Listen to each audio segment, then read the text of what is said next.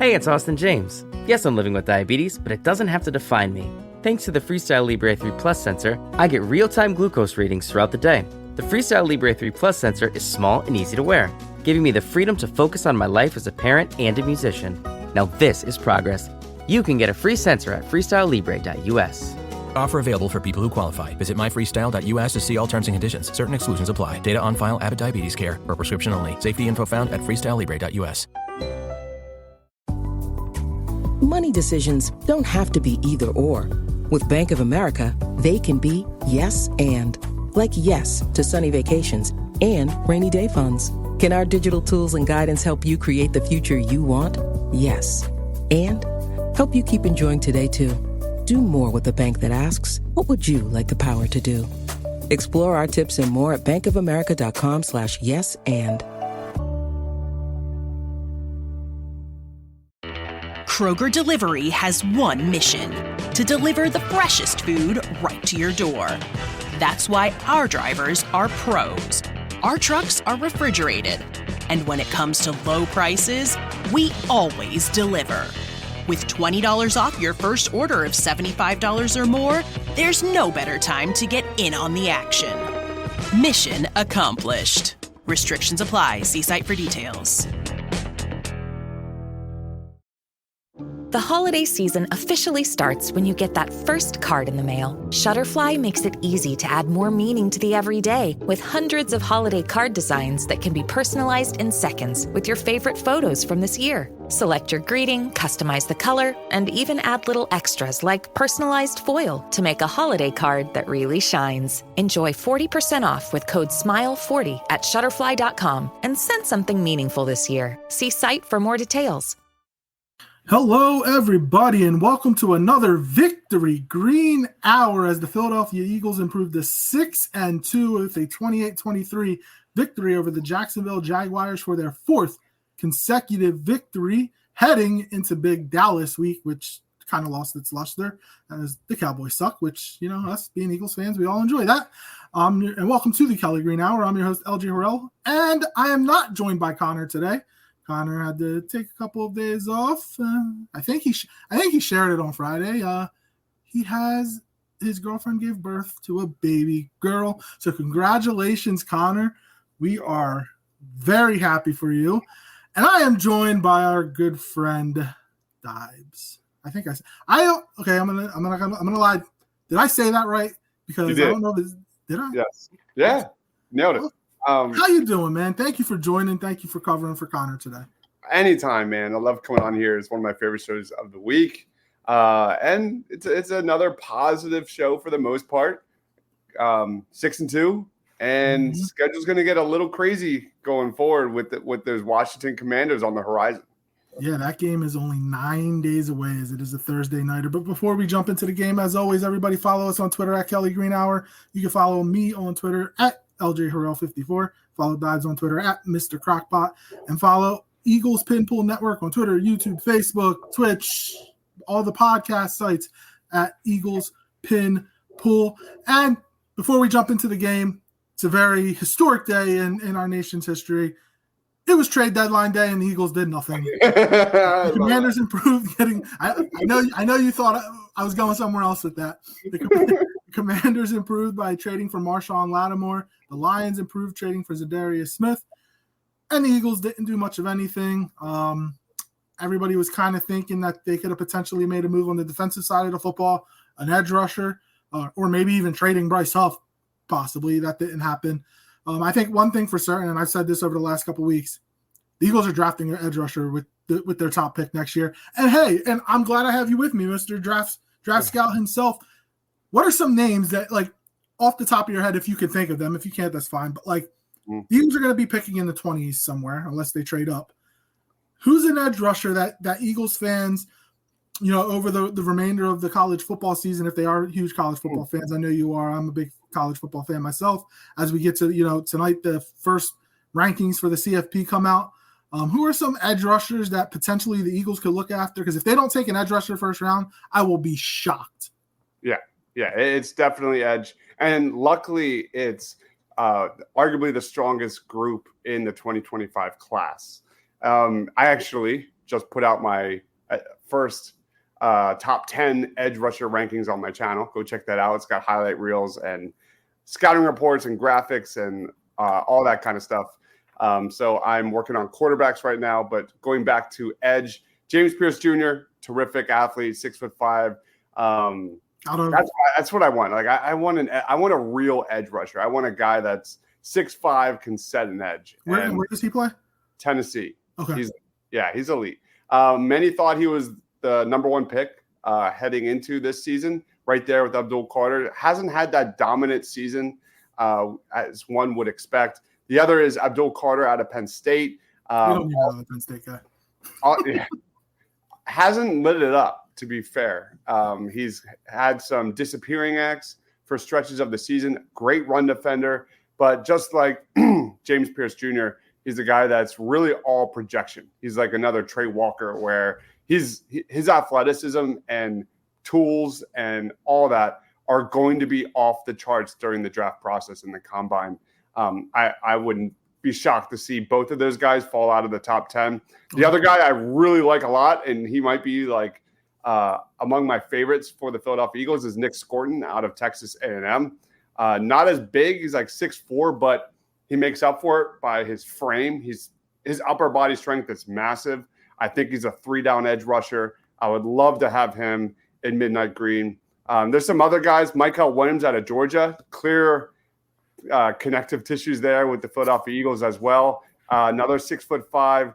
And then there's some other dudes that I think everyone else should name real quick. Landon Jackson out of Arkansas, 6'7", edge rusher, can do it all. Really good run defender as well. And the other guy is Princely Umanmielen out of Ole Miss. Ole Miss goes up against Georgia this week, which is we'll be talking about that on the show later tonight as our game of the week. But Ole Miss's pass rush is elite, and that's going to be a great test because they also have another guy in Jared Ivey, who I think is a day 2 guy. And those two going up against Carson Beck is going to be a lot of fun. So those are the big names to know. Yeah, definitely follow Deibs because he's really on top of all the draft top draft choices. And also I forgot to mention, if you're joining us live, let us know your thoughts on the game. Even some players that the Eagles could potentially. I know it's early, especially for a 6-2 team. But the guy I have been gushing over the last few weeks, and is not even an edge rusher. I know the Eagles will never do it ever, but Tyler Warren, tight end out of Penn State. Not in the first round for sure. I'm surprised that one thing. I would do it, man. That he's in the first round. I think he's an elite tight end. I think he's a top-notch elite. Like Kyle Pitts, Brock Bowers elite? He's a different kind of tight end. More of like a Jason Witten. He's a big physical bruiser, very good athlete, not a Theo Johnson Penn State athlete, but he can play fullback. He can snap some from center. His versatility is off the charts. Like Isn't that how he scored the touchdown against USC? He was the center. Yeah, he snapped it and then caught the touchdown. Yeah, or something along those lines. No, I'm honestly shocked that the Eagles. I'm in love with that guy. The Eagles didn't take a tight end within the last couple of years because that was what they did when they had Ertz. That's when they took Goddard. Yeah, he got to a certain age, and I'm shocked. So the Eagles are primed to take an edge rusher, a tight end, and like beyond that, there's not many needs per se. Obviously, right now things could change over the next couple of months, but yeah. So we won't dive too deep into that draft stuff, but we appreciate the knowledge for sure. And I was joking. I said today was the big. Hopefully, everybody, if you're willing to, if you're able to, if you're old enough, you went out and voted. Doesn't matter who you voted for, but you went out and did your civic duty. So that you can't complain if you voted. I mean, you can complain, but if you didn't vote, you kind of have no voice to complain. Now let's jump into this Eagles-Jaguars game. The Eagles won 28-23. They scored a first quarter point. It's about damn time. And then they thoroughly dominated the first two and a half quarters of the game. Mm-hmm. Let's start off. There were a couple amazing plays in this game. The Saquon play you have to start with. Like, I have never in my life, and I've watched a lot of football, I have never in my life seen somebody jump over somebody backwards. Never. What were your first thoughts when you saw that play?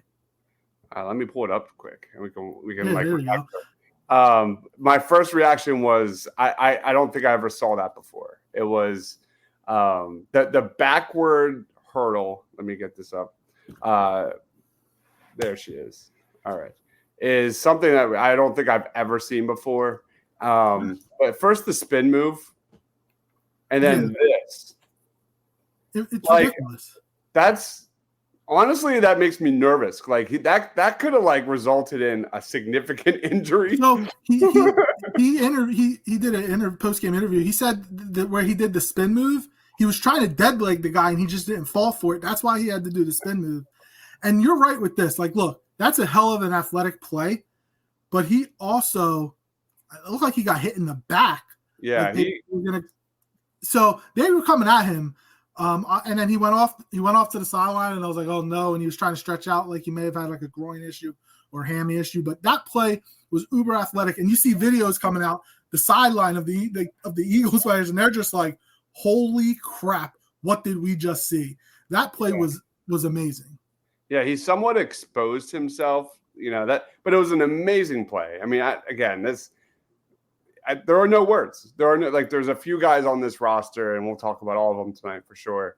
But Saquon and him putting up historic numbers and what he's meant for this Eagles offense since the bye week, he's a huge part of why they are having so much success. And we've said it on previous shows.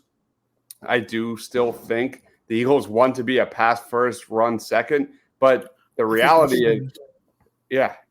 is use the run to set up the pass. And they're finally starting to commit to that.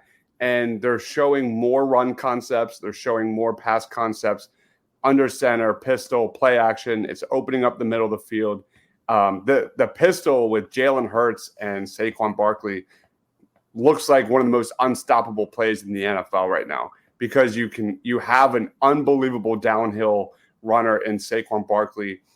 And I think we're starting to see Jalen Hurts be healthy on those quarterback design runs where he's running with a purpose. And I mean, just they're opening up massive holes, like Mekhi Becton to Tyler Steen, you name it, go on and on. We've seen guys come in and really open up the middle of the field.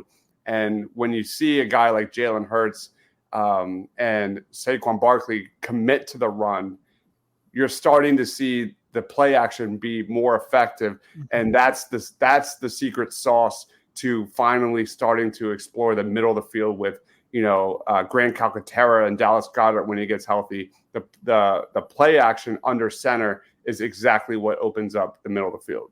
And Saquon's used to doing that. I mean, it's a lot easier for a running back to run from under center because you get a full head start. Like you get the run 3 to 4 yards before you get the ball. When you're getting the handoff out of the shotgun, you're running from like a standstill position almost. So you get more momentum. Are you worried at all about, he's on pace for like 375 touches. And we saw what happened with DeMarco Murray when he was with Dallas before he came to Philly. He was cooked. Now he did all right with Tennessee afterwards, but obviously Saquon's not old, but he got up. He has said in the past that like sometimes he could carry the ball 25 times and not feel it afterwards because it depends on the type of hit. Then he's had games where he's carried the ball 10 to 15 times and it took him 3 days to recover because of the type of hits. Should we at all be concerned? Should they start giving the ball to? I know you have tweeted it out. I have said it. I want Will Shipley to get the ball a little bit more. Yeah. We saw against the Giants. It wasn't the Giants game. It was before it was the Giants game. It was a holding call, but the touchdown that he showed some burst through the hole. It's tough though because the offense goes through Saquon right now. Let's be honest, especially with a banged up AJ Brown. Are we at all worried about the amount of touches that he's getting? Should they rein it in a little bit because we're hoping they're playing through February? Yeah, I do want more of a mix, and you nailed it. Like I think Kenny Gainwell has been very solid this season. I would love to see a little more Will Shipley. And it's hard too, because like, whereas like the gravity he holds on this offense, and I go back to like the pistol and how impactful he is going downhill and what Jalen Hurts' legs meant for the offense. Like, you go back to those explosive plays in previous weeks, and a big reason why Saquon has had those huge lanes on the outside, on the sideline, is because of defenses now having to respect Jalen Hurts' legs, something that really did not exist at the back end of 2023. And if you go back and watch those plays, like, you see those linebackers on the RPOs just hesitate for a half a second. That's opened up huge running lanes. I'm thinking of the one specifically. I think it was the Bengals game where he jumped over the cameraman. Go watch that. I've actually probably have it. I could probably pull it up. So how about Ben Van Sumeren? I mean, he caught the first pass of the game and then got hurt, but yeah. But to be fair, like the previous weeks, like, he's been a revelation, and he's also another guy that I would like to even see more. After Van Sumeren got hurt, they used EJ Jenkins at fullback. So you've mentioned Tyler Warren. He probably could do that to some capacity. I don't know if we want Dallas Goedert doing that. But yeah, like it's helped. And I love that in the bye week, like, the leaders of the offense went to Sirianni and was like, look, we need to run the ball more. It'll help us offensively. It'll help the passing game. And that's exactly what it's done. Jalen hasn't turned the ball over, almost to an interception, a couple, but he hasn't turned the ball over, 4 games since the bye week. So it's clear. And the one turnover they had was BS, because how they even reviewed it and still called Saquon that he was down is beyond me. I'll never understand that. Like, I don't know what they were looking at. And Saquon, and then Jalen on one of the tush push 2-point conversions, he was over the goal line. Clearly.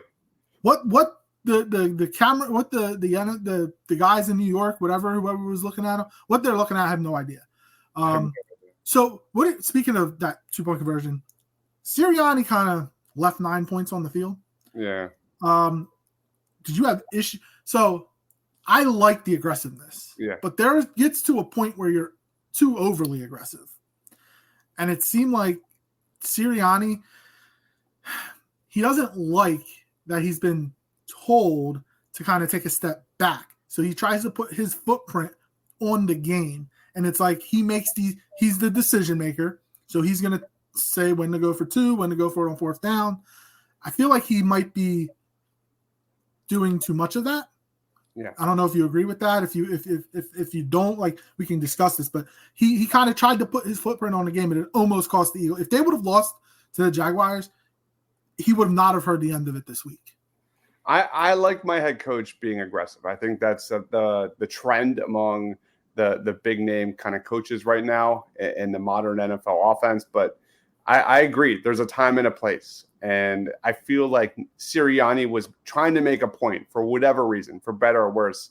And the 2 ones that I did not like personally was the one on 4th and inches, and they did they had Jalen Hurts drop back for a pass. That was the one to say, was that the one to AJ?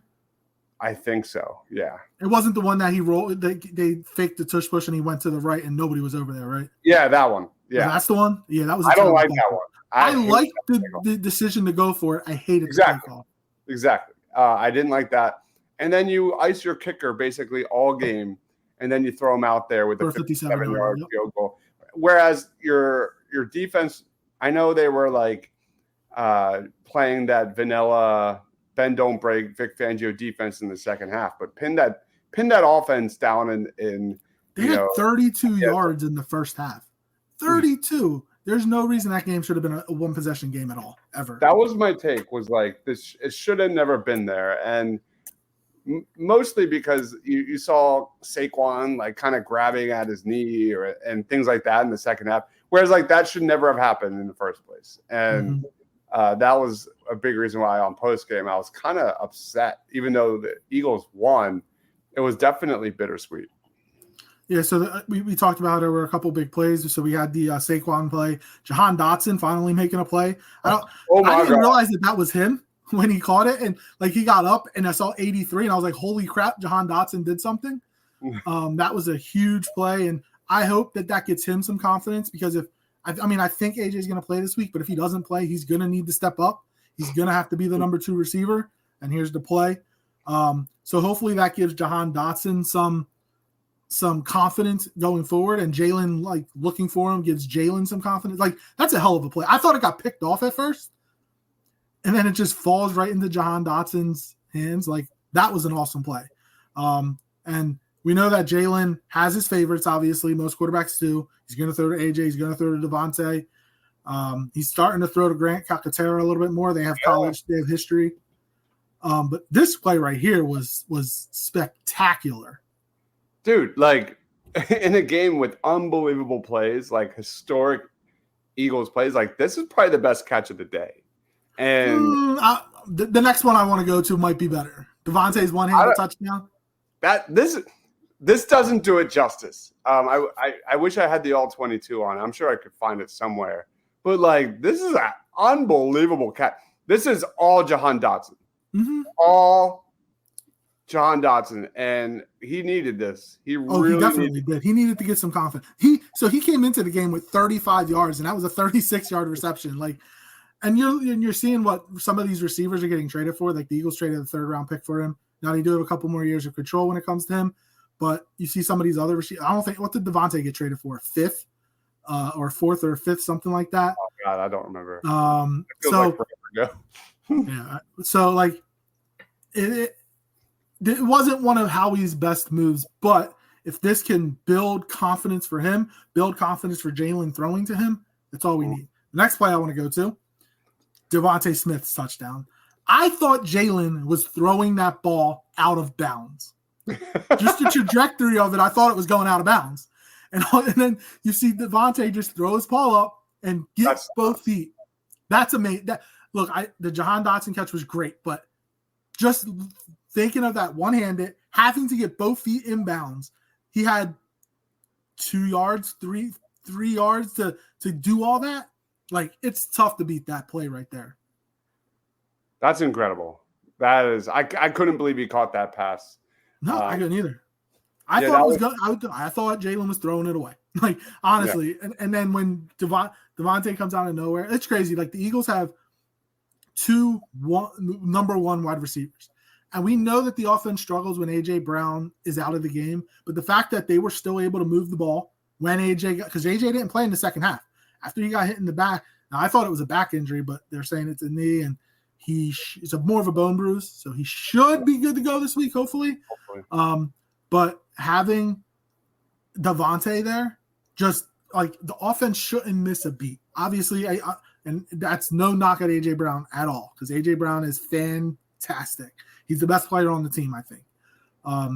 But just having somebody else that can do what Devontae did, it helps Jalen, it helps this offense, it helps the coaching staff. It keeps everybody, going, and it doesn't. Look, we saw what happened in the playoff game against Tampa last year without A.J. Brown. The only player that showed up for the Eagles was. I'm glad you brought this up. What was Devontae Smith? We talked about this. I made comments to it. Which player is more important to the Eagles offense? I said A.J. Brown. Yeah. And I said A.J. Brown because we know what happens to the passing game when he's not in. It goes away. It's like Lane Johnson. Exactly. I think Lane Johnson might be – if you put Lane Johnson in this bowl, Lane Johnson might win it. Because we like win a third of their games when Lane Johnson doesn't play. But we know what happened. A.J. Brown is so good, so physical. His catch radius, it's like T.O. It's like T.O. We haven't seen what the Eagles look like this year in this iteration of the Eagles without Saquon yet. But I said A.J. Brown. What was your answer to this? I think it is A.J. Brown, okay. At least at this point in time. That was a huge lesson. And I didn't really believe it. Like, I remember when he first got hurt, that first game, I thought the Eagles would be fine. And I think we all were witnesses of how impactful he is. Mm-hmm. down that sideline, his chemistry with Jalen Hurts, good and bad. He clearly trusts AJ on those 50-50 balls, but my gosh, like him in single coverage, Jalen Hurts' deep ball has been nothing short of spectacular. He throws that's the best pass that he throws. It's the deep ball. I agree. Like he struggles a little bit when it comes to like the intermediate to the short passing game. Maybe that's why they don't run the screen game as much. I don't know. It's almost like Jalen Milroe at Alabama. His deep ball is freaking amazing, but when it comes to throwing those short intermediate passes, he struggles with that a little bit. But Jalen, obviously he works on it because that's what he does. Like he's such a hard worker. But I do think that he'll throw it up to Devontae, he'll throw it up to AJ. He doesn't matter who's on you. He'll trust his guys. And if it's a deep ball down the field, I'm like just thinking, who throws a better deep ball than him? Yeah. Like we know Josh Allen has a laser, but is his deep ball as good? Aaron Rodgers can throw that Hail Mary better than anybody. But like I don't know if there is probably a quarter. I can't think off the top of my head right now, but like who's a better quarterback than Jalen Hurts at throwing the deep ball? So, you want to be a marketer. It's easy. You just have to score a ton of leads and figure out a way to turn them all into customers. Plus, manage a dozen channels, write 1 million blogs, and launch 100 campaigns all at once. When that's done, simply make your socials go viral and bring in record profits. No sweat. Okay, fine. It's a lot of sweat. But with HubSpot's AI-powered marketing tools, launching benchmark-breaking campaigns is easier than ever. Get started at HubSpot.com/marketers. With Uber Reserve, good things come to those who plan ahead. Family vacay? Reserve your ride as soon as you book your flights. To all the planners, now you can reserve your Uber ride up to 90 days in advance. See Uber app for details.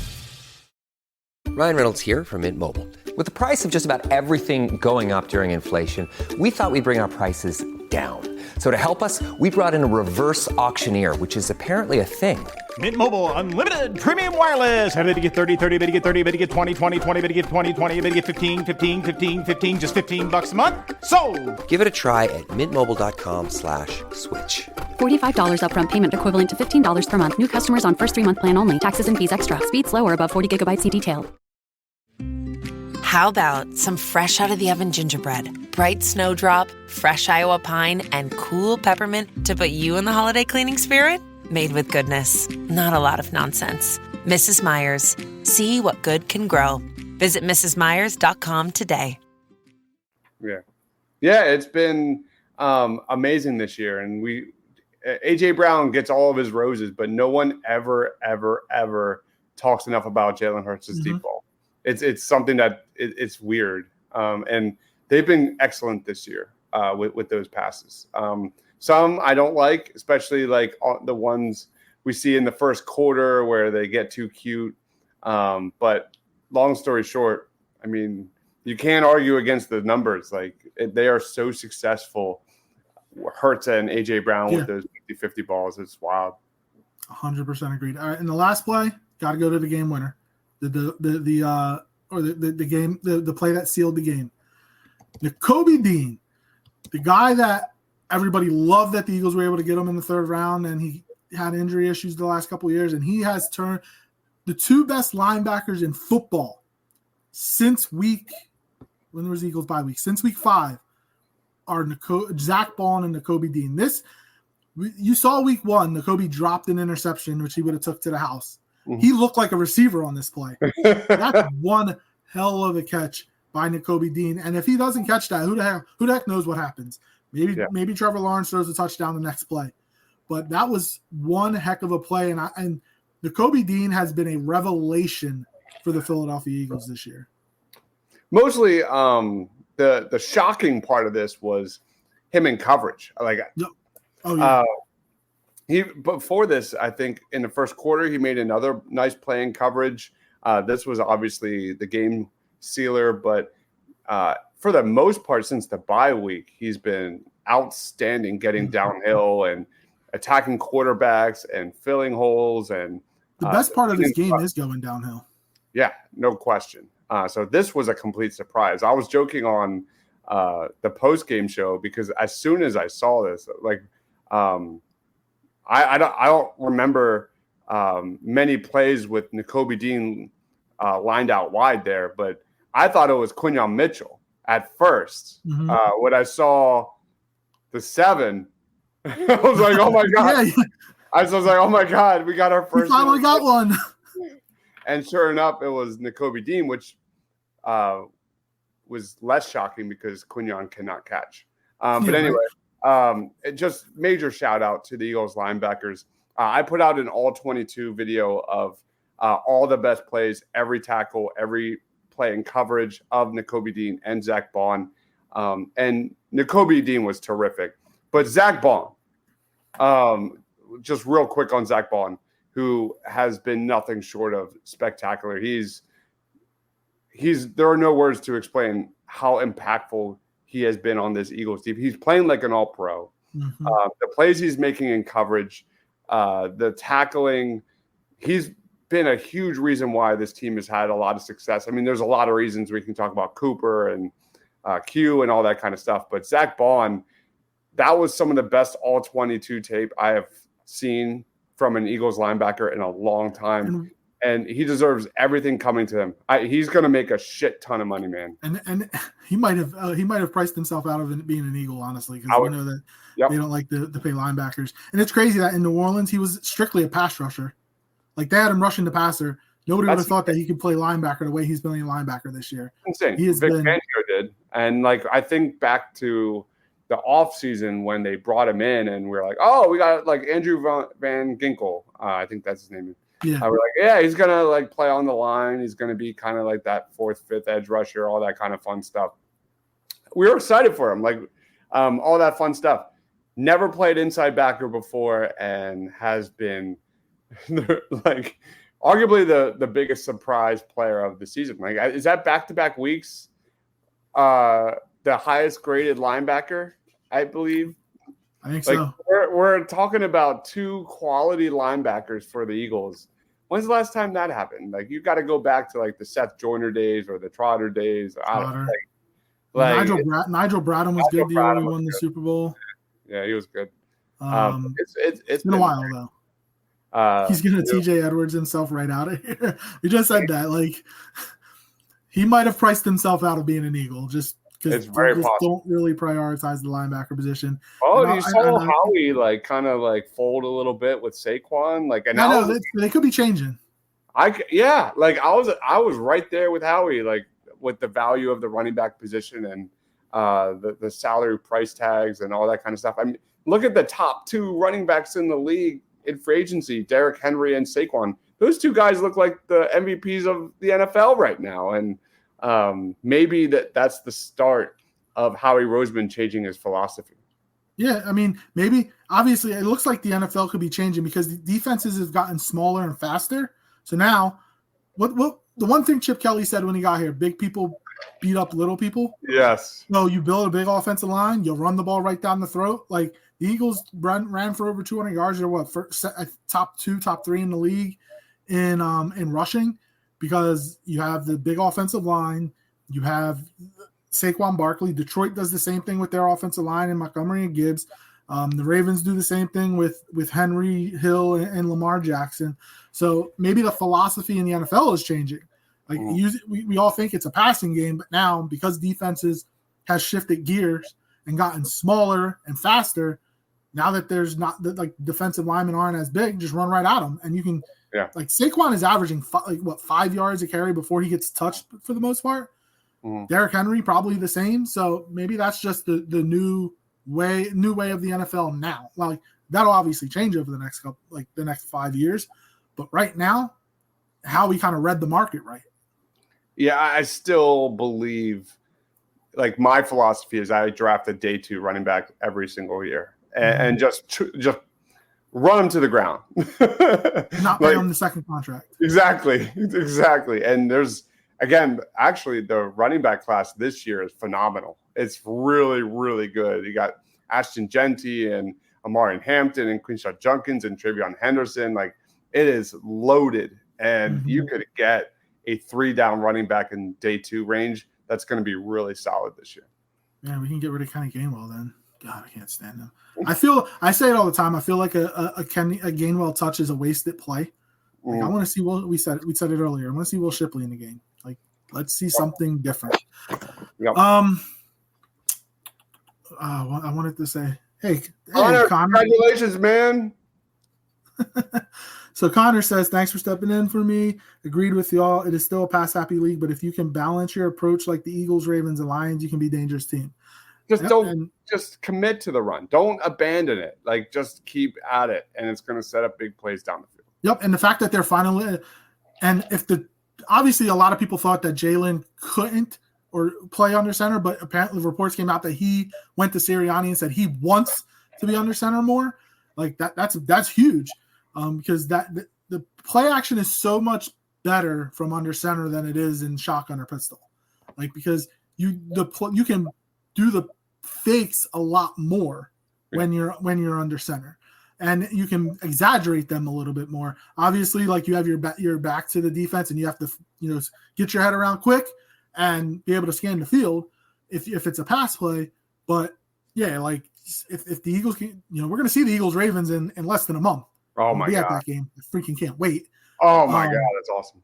Like, that's going to be one hell of a game. Like, the two top free agents from last year are going to be going at it in Henry and Barkley. That like, we could see that could be a potential Super Bowl matchup. Obviously, like, the Lions improved this today with getting Zadarius Smith. The Commanders improved with getting Marshawn Lattimore. We mentioned so. Long road to go before then, and obviously you have two NFCs matchups coming up over the next 9 days. But yeah, it's going to be key for the Eagles to stay balanced, stay healthy. Obviously, being key number one. Hopefully, we do get AJ Brown this week. Dallas is hurting this week. No Dak Prescott. CD's probably going to play. Mike is probably coming back. DeRon Bland may be coming back, but it's going to be Cooper Rush. Who knows what's up with Zeke? Is Zeke going to be – Zeke might have worn out his welcome already in Dallas. So to be Dalvin Cook and Rico Dowdle. So their offensive line's a little beat up. Not as good as it's been in the past. So take advantage of these games. Everybody talks about, the Eagles have a soft schedule. They had a hard-ass schedule last year, and they were 10-1 at one point. Obviously, the last 7 games, we're going to discount them a little bit. They were terrible, but take advantage of teams that you should beat. And that's what the Eagles have done so far up to this point. And they're rolling, obviously. They're getting confident. And Kellen Moore has the offense rolling. I owe Vic Fangio a big apology because I thought he was washed. I thought he was cooked. But he's got this defense playing out of their mind right now. Like, we all thought if the Eagles could have a top 17, top half defense, they'd be good. They're a top 10 defense right now. Top 10 defense. The coaching with Nick Sirianni, it's been hot and cold as expected this season. It's been much better than bad since the bye week. But you have to give a major shout out to Vic Fangio, especially with developing the youngsters on this defense. Major credit to, putting in Cooper DeJean, letting him dominate the slot. Looks like the best slot corner in the NFL right now. That's how good he's been. Q, absolutely locked down. He's been terrific. You could go on to Moro Jomo, who's looked really solid during his snaps. Jalen Carter. Oh, my freaking God. Go watch the All-22. Like, nobody's talking enough about Jalen Carter's performance against the Jaguars. I made that one as well. Blowing up double teams.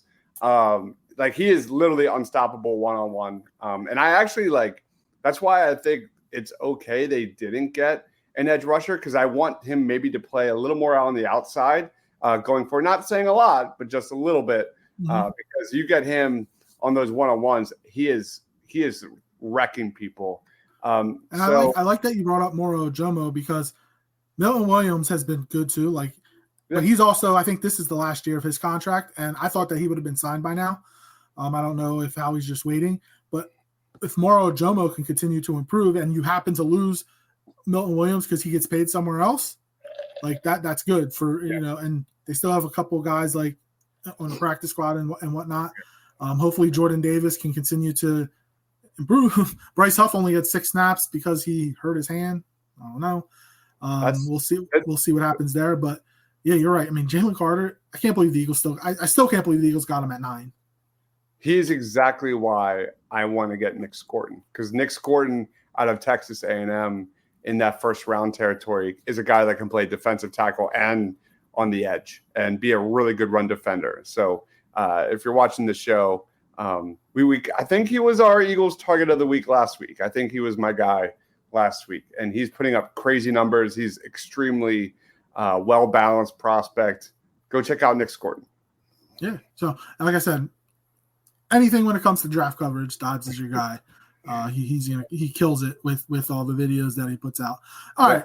So before we finish off here, Connor and I, we usually do it on Fridays because this show is usually Monday, and we wait till the Monday night game, but it's a Tuesday. So we're going to do our unheralded player of the week for what week did we just finish? Week 9 in the National Football League. And we don't want the Saquon Barkley, Derrick Henrys, Patrick Mahomes, Travis Kelce's of the world. We want somebody that came out of nowhere for a play. Do you have an unheralded player, Deibs?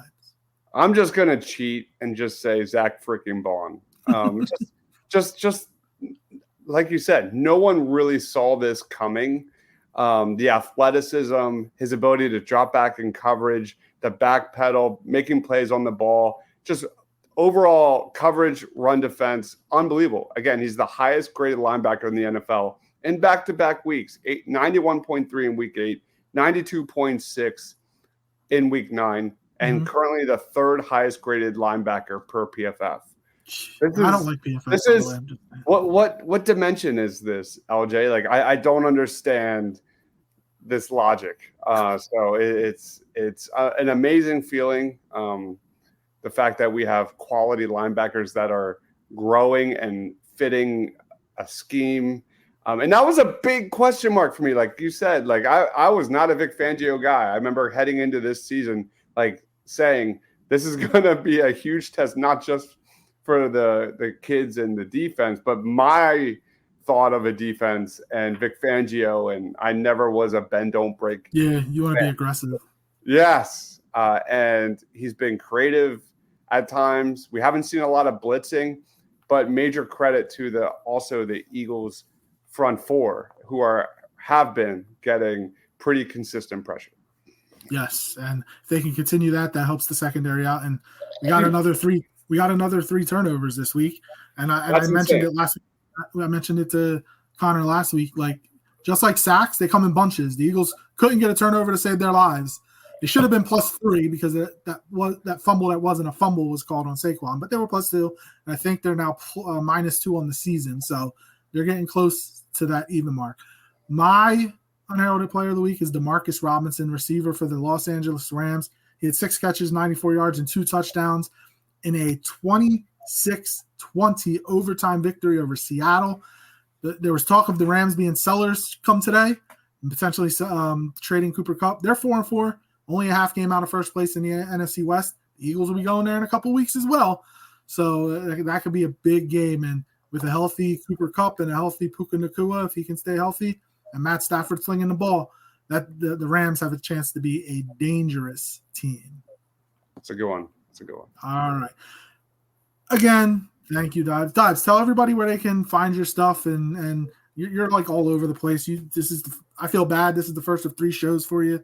Let everybody know where they can find you. You can check out my podcast, Party on Broad, YouTube, Twitter, wherever you want to go. We cover Sixers and Eagles, but you can also find me here, Eagles Pin Pool. In just about 20 minutes, we're doing more Eagles versus Cowboys matchups to watch. So it's Dallas week. That'll be fun with David and Ryan. And then right after that, Armchair Scouts previewing Georgia versus Ole Miss, player predictions. Eagles. Not Alabama and LSU? No, we actually talked about that. That's a really great game, too. It's going to be a good game. It'll be a great game. That was a toss-up, literally, because I could see it going both ways. But I think Ole Miss can beat Georgia. I really do. Not the same Georgia team, that's for sure. Carson Beck is not. Carson Beck is a little shaky right now. His decision-making is a little questionable, and they're not running the ball as well. You would have thought we're getting ETN too. They might, but yeah. So be on the lookout for that. Eagles draft target of the week, spoiler, I'm going with another edge. A guy from Boston College, Donovan. Oh my gosh, Ezeraku, a guy that I think will be a draft darling. If you don't know him now, you'll know him through the Senior Bowl and the draft combine. So Donovan Ezeraku. Nice. And where's he play? Boston College. Okay. They haven't had a legit edge rusher out of Boston College since like 2019. I was going to say Luke Kuechly, but he's the linebacker. No, he's a linebacker. Yeah. I'm trying to think of edge rushers. I was trying to think quickly before we finish, but I can't. Whatever. Zach Allen in 2019 was. Oh yeah, that's right. He went to Arizona, right? I thought he went to Boston College. No, I'm talking. He got drafted by Arizona. Oh, right. Yes. All right. The Kelly Green Hour will be back this Friday to get you set for the Eagles Cowboys. Connor will have you. I will be away this weekend. So Connor will be doing the honors to get you set for the Eagles and the Cowboys in a game in which if the Eagles don't win, it will be bad because the Cowboys are not a good team and they're missing the highest paid player in NFL history in Dak Prescott. As always, follow us on Twitter at Kelly Green Hour. You can follow me on Twitter at LJHero54 and follow Deibs on Twitter at Mr. Crockpot. The Kelly Green Hour will be back this Friday to get you set for the Eagles and the Cowboys. Thank you for tuning in to the Kelly Green Hour.